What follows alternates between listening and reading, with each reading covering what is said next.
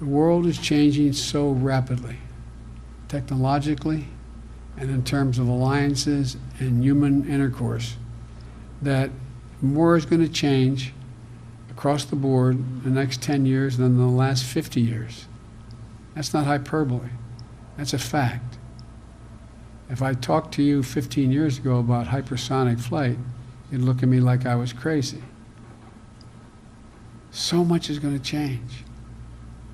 And that's going to put an enormous burden on you to stay ahead of the curve.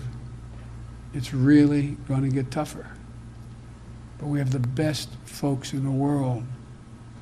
And one of the things that I think, and I don't want to get off too far afield here, but one of the things that's really important is our greatest strength, in fact, is our diversity, bringing completely different perspectives to it. And I really mean that. That's not hyperbole. I'm not trying to be kumbaya, everybody get along. It's just a fact. It's a fact.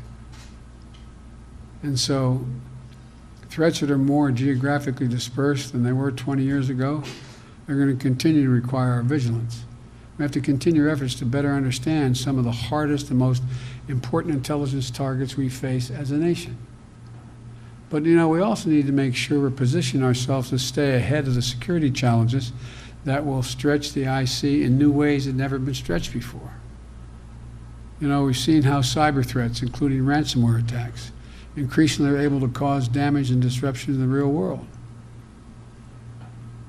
I can't guarantee this, and you're as informed as I am, but I think it's more likely we're going to end up, if we end up in a war, a real shooting war with a major power, it's going to be as a consequence of a cyber breach of great consequence.